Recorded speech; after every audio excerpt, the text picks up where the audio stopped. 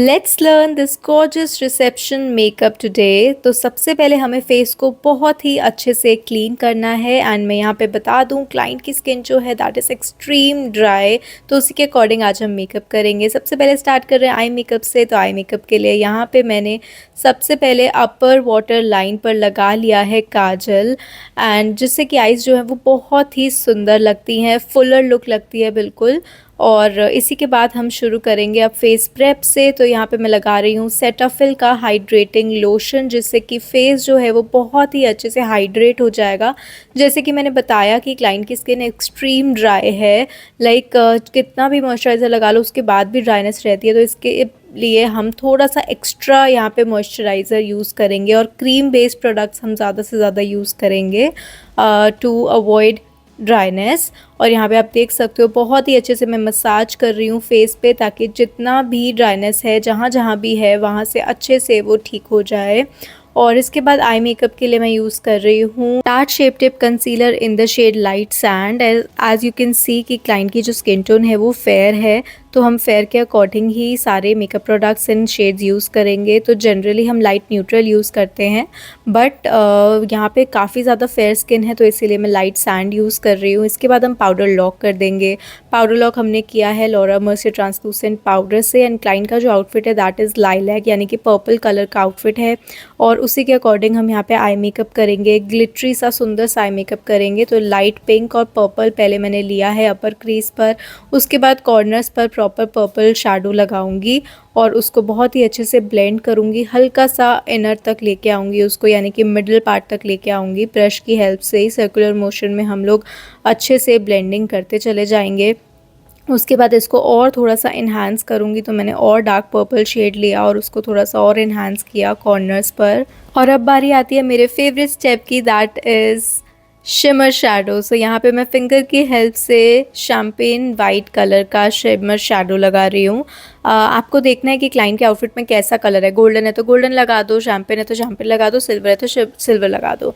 सो बहुत simple sense में आपको ये आई मेकअप करना है। पहले आपको कॉर्नर्स में सेम शैडो लेना है जो आउटफिट में है, और उसके बाद सेंटर पे शिमर शैडो लगा देना है अगेन जो आउटफिट में है। हाँ, इन तीनों में से हमेशा कोई ना कोई कलर आपको मिलेगा, सिल्वर, गोल्डन, कॉपर, इनमें से हमेशा कोई ना कोई कलर आउटफिट में होता है एथनिक वेयर में, इंडियन वेयर में। तो उससे मैचिंग आपको शिमर लगा देना है। उसके बाद बारी आती है ग्लिटर एप्लीकेशन की। तो ग्लू मैंने यूज़ किया है मेकअप स्टूडियो का 2 वे जेल, और उसके ऊपर मैं लगा रही हूँ मेरा favourite pearl white glitter from Krylon. This is the bestest glitter. आपके पास ये ग्लिटर होना ही चाहिए, मेकअप आर्टिस्ट की वैनिटी में तो ज़रूर होना चाहिए। ये वाला ग्लिटर सबसे सुंदर शेड है। उसके बाद मैं यहाँ पे पर्पल लाइनर लगा रही हूँ। This is from LA girl I guess, and इसके बहुत सुंदर सुंदर शेड्स हैं मेरे पास, blue, neon and this purple, और भी 3-4 शेड्स हैं बहुत अच्छे अच्छे। इसके नीचे मैं लगा रही हूँ लाइनर। मेबेलिन का स्केच लाइनर मैं यूज़ कर रही हूँ, छोटू सा विंग मैंने यहाँ पे बनाया है। एंड इनका रिसेप्शन मेकअप है, and she wanted glam but subtle look. तो इनको बिल्कुल भी हैवी लुक नहीं चाहिए था, बिल्कुल सटल चाहिए था, गैदरिंग भी कम थी, तो उसी के अकॉर्डिंग इनको मेकअप करवाना था। वही चीज़ हम यहाँ पे कर रहे हैं। और यस, यहाँ पे आज हमने कुछ नया एक्सपेरिमेंट ट्राई किया। आप देख सकते हो आज हम बिल्कुल अंधेरे में मेकअप कर रहे हैं विद स्टिक लाइट ऑन। यहाँ पे आप देख सकते हो कि सारा फोकस जो है वो मेकअप पे जा रहा है और कहीं नहीं जा रहा है। तो ये कुछ हमने नया ट्राई किया। मुझे ज़रूर बताना कमेंट्स में कि कैसी लगी ये वाली वीडियो आपको, लाइक नेचुरल लाइट से बेटर लगी या ये बेटर लगी या वो वाली बेटर लगती है दूसरी जो मैं डालती हूँ। एंड इसके बाद हम कर रहे हैं मस्कारा। मस्कारा मैं यूज़ कर रही हूँ Maybelline sky high which is waterproof. आपको हमेशा ब्राइड्स के लिए वाटरप्रूफ मस्कारा ही यूज़ करना है। और इसके बाद बारी आती है अगेन स्किन प्रेप की। जैसे मैंने बताया ड्राई स्किन है तो हम फिर से सेटाफिल का हाइड्रेटिंग लोशन यूज़ कर रहे हैं। लिटरली मैं जितनी बार भी ये यूज़ कर रही थी ना, मुझे बार बार लग रहा था स्किन ड्राई है, इसलिए मैंने 3 से 4 बार इसको यूज़ किया। और उसके बाद अब मैं शुरू करने वाली हूँ मेकअप। तो अब मैं लगा रही हूँ एम्ब्रोलिस। एम्ब्रोलिस आप सभी को पता ही है एज अ मॉइस्चराइज़र और प्राइमर दोनों की तरह ही यूज़ होता है। तो मैं एज़ अ प्राइमर इसको यहाँ पे यूज़ कर रही हूँ। अगेन फुल फेस पे बहुत ही अच्छे से लगा लूँगी, जॉ लाइन पर भी एंड थोड़ा-सा नेक पर भी मैंने मॉइस्चराइज़र लगाया क्योंकि वहाँ भी काफ़ी ज़्यादा ड्राइनेस थी। एंड इसको बहुत ही अच्छे से मसाज करने के बाद अब मैं लगाऊँगी Laura Mercier foundation primer for that extra glow.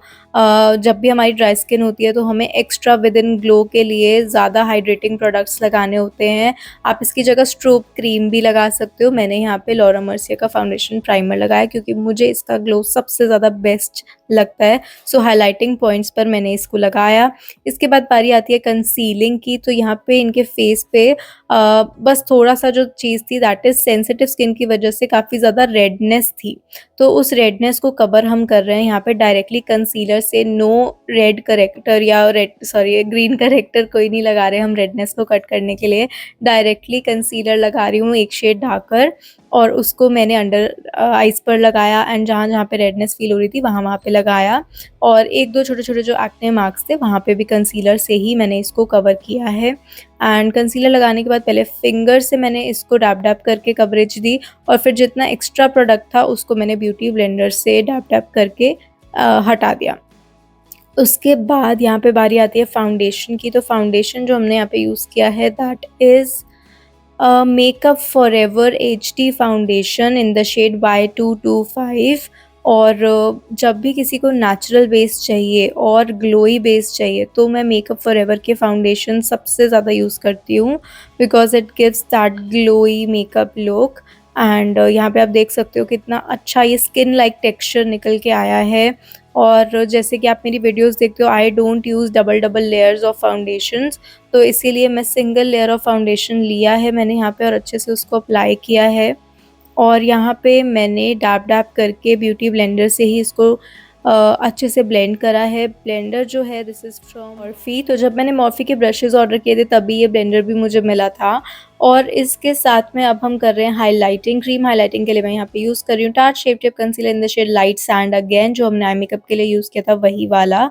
और हाइलाइटिंग एरियाज़ पर लगा के इसको मैं बहुत ही अच्छे से ब्लेंड कर लूँगी। छोटी सी टिप यहाँ पे मैं देना चाहती हूँ, अगर आपको कभी भी लगे फाउंडेशन लगाने के बाद कि बिल्कुल स्किन लाइक टेक्सचर आ रहा है या फिर डार्क हो गया है स्किन टोन, तो आप उसको हाइलाइटिंग की हेल्प से अपलिफ्ट कर सकते हो। सो हाइलाइटिंग शेड पे डिपेंड करता है कि आपको कैसा शेड निकालना है बाद में मेकअप का। क्रीम हाइलाइटिंग के बाद बारी आती है क्रीम ब्लश की। सो क्रीम ब्लश के बहुत सारे फ़ायदे हैं। पहला तो ये कि ये बिल्कुल नेचुरल लगता है, ऐसा लगता ही नहीं है कि अलग से ब्लश लगा रखा है, बहुत नेचुरल सा फिनिश देता है। और दूसरा ये कि ये मेकअप को बहुत ज़्यादा लॉन्ग लास्टिंग बनाता है, ब्लश को बहुत ज़्यादा लॉन्ग लास्टिंग बनाता है। क्योंकि अगर आप सिर्फ पाउडर ब्लश यूज़ करोगे ना तो वो थोड़ा-सा फेड हो जाता है। लेकिन अगर आप क्रीम ब्लश के बाद पाउडर ब्लश यूज़ करते हो तो ये बहुत ज़्यादा लॉन्ग लास्टिंग रहता है, एटलीस्ट 8 टू 10 आवर्स तक ये एज़ इट इज़ रहेगा। और यहाँ पे देखो हमने बहुत ही अच्छे से ब्लश एप्लीकेशन कर दी है, साथ ही लव बाइट को भी हम हाइड कर लेंगे। सबसे पहले हमने इस पे लगाया ऑरेंज करेक्टर। ऑरेंज करेक्टर को थोड़ा ड्राई आउट होने दिया कवरेज के लिए। उसके बाद हम लगा रहे हैं लाइट मीडियम कलर का concealer from tart shape tape. और देखो कितना अच्छा कवरेज ऑलरेडी हमें मिल गया। और इसके ऊपर अभी हम अगेन फाउंडेशन भी लगाएंगे और कॉम्पैक्ट भी करेंगे तो 100% कवर हो जाएगा।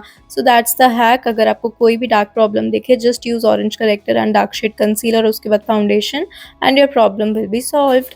और इसके बाद हमने करना है पाउडर लॉक। तो पाउडर लॉक के लिए सबसे पहले अंडर आइज़ को पाउडर लॉक करेंगे और उसके बाद फुल फेस पे थोड़ा-थोड़ा सा पाउडर लगा देंगे बिकॉज़ हमें फेस पे मेकअप बहुत अच्छे से सेट करना है। हमने 3-4 बारी यहाँ पे मॉइस्चराइज़र्स भी लगाए, स्किन प्रेप के लिए काफ़ी कुछ लगाया और उसके बाद हमने कंसीलर फाउंडेशन भी लगाया। तो उसको लॉक करने के लिए पाउडर लॉकिंग बहुत ज़रूरी है। इसके बाद बारी आती है हमारी ब्रॉन्जिंग की। तो यहाँ मैं यूज़ कर रही हूँ हूला ब्रॉन्ज़र। एंड काफ़ी सारे कमेंट्स आते हैं कि मैम ये ब्रश नहीं मिलता अब। येस, अब ये ब्रश डिसकंटिन्यू हो गया, अब आपको सिर्फ हूला ही मिलेगा। सो I think I can say I was lucky enough, जब मैंने ये लिया तो मुझे इसके साथ ब्रश मिला। बट अगर आपके पास ब्रश नहीं है तो आप कोई भी काबू की ब्रश या दूसरे ब्रश से भी ईज़िली कॉन्टूर कर सकते हो, कोई भी एंगुलर ब्रश से। इसके बाद बारी आती है ब्राउ डिफाइनिंग की। मैं यहाँ पे यूज़ कर रही हूँ Maybelline brow definer in the shade natural brown. आपको हमेशा कोई नेचुरल ब्राउन शेड ही यूज़ करना है, ऐसा शेड यूज़ करना है जो बिल्कुल भी आर्टिफिशियल ना बनाए ब्राउज़ को। अगर आप गलती से भी कोई डार्क शेड यूज़ करोगे ना ब्राउज़ पे तो आपका पूरा मेकअप एक तरफ और ब्राउज़ एक तरफ, वो अलग से दिखती है, आर्टिफिशियल तो बिल्कुल अच्छी नहीं लगती, बहुत अननेचुरल लगती है।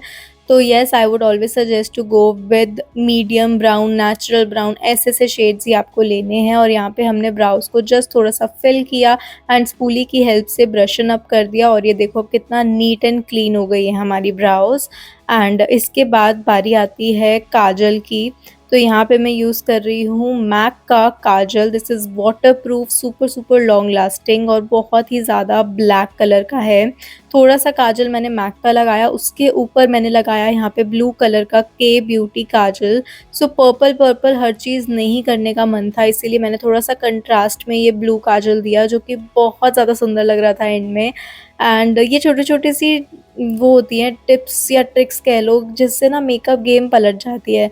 तो आप ऐसे ही कुछ इनोवेशन करके कुछ डिफरेंट शैडो या डिफरेंट लाइनर्स लगा सकते हो, जिससे कि आई मेकअप बहुत डिफरेंट और सुंदर लगे। इसके बाद लोअर लैश लाइन पर हम लगाएंगे पिंकिश और थोड़ा सा लाइलैक कलर का आई शेडो, अगेन आउटफिट से मैच करने के लिए। साथ ही में लोअर लैशेस को बहुत ही अच्छे से मस्कारा अप्लाई करेंगे। अगेन वही वाला मस्कारा अप्लाई कर रही हूँ, स्काई हाई, क्योंकि इसका वॉन्ड बहुत प्रिसाइज है तो इजीली लग जाता है ये। और इनर कॉर्नर पर मैंने यहाँ पे थोड़ा सा ग्लिटर लाइनर लगाया है इन द शेड पिंक, बहुत सुंदर लग रहा था ये भी। और इसके बाद हम कर रहे हैं लिप लाइनिंग। सो लिप लाइनिंग के लिए पहले मैं ब्राउन लिप लाइनिंग से लाइनिंग करती हूँ, उसके बाद मैं फिल करती हूँ लिपस्टिक। इससे बहुत ही अच्छा सा एक ओम्ब्रे लुक आता है, फुलर लुक आता है लिप्स का। You can say pouty lips लगते हैं एकदम बहुत ही प्यारे से। और यहाँ पे हमने थोड़ा सा फिल किया, इसके बाद स्प्रे कर दिया हमने शार्लेट टिलबरी का। ये स्प्रे बहुत अच्छा है, ग्लो के साथ साथ मेकअप को बहुत ही अच्छे से फिक्स भी करता है। एंड इसको फिर हम फ़ैन की हेल्प से ड्राई आउट कर लेंगे। और क्योंकि कभी भी एकदम स्प्रे करते ही आपको हाइलाइटर नहीं लगाना है, पहले सुखाना है उसको, उसके बाद आप हाइलाइटर लगाओगे। Now I am using my favourite highlighter. अगर आपको पता है तो फटाफट से कमेंट में बताओ मैंने कौन सा हाइलाइटर यहाँ पे यूज़ किया है। इसका आंसर मैं कमेंट में ही करूँगी, क्योंकि आपको पता होना चाहिए अभी तक कि मैं सबसे ज़्यादा अपना मेरा मोस्ट फेवरेट हाइलाइटर कौन सा है, खासकर मेरी ब्राइड्स के लिए। तो कमेंट में मुझे बताना कि मैंने यहाँ पे कौन सा हाइलाइटर यूज़ किया। इसके बाद बारी आती है लैशेज़ की। अगेन मीडियम लेंथ की हमने फ्लफ़ी लैशेज़ यहाँ पे लगाई using my favourite PAC eyelash glue, और बहुत ही अच्छे से इसको हम स्टिक कर देंगे। आईलैश ग्लू अच्छी होना बहुत ज़रूरी है, अगर आपके पास आईलैश ग्लू अच्छी नहीं है तो लैशेज़ निकलेंगी और उसके बाद आपका मेकअप कितना भी अच्छा हो, बट वो एक चीज़ आ जाती है कि यार लैश हट रही है तो बहुत बुरी लुक आती है। सो उस चीज़ का ध्यान रखेंगे।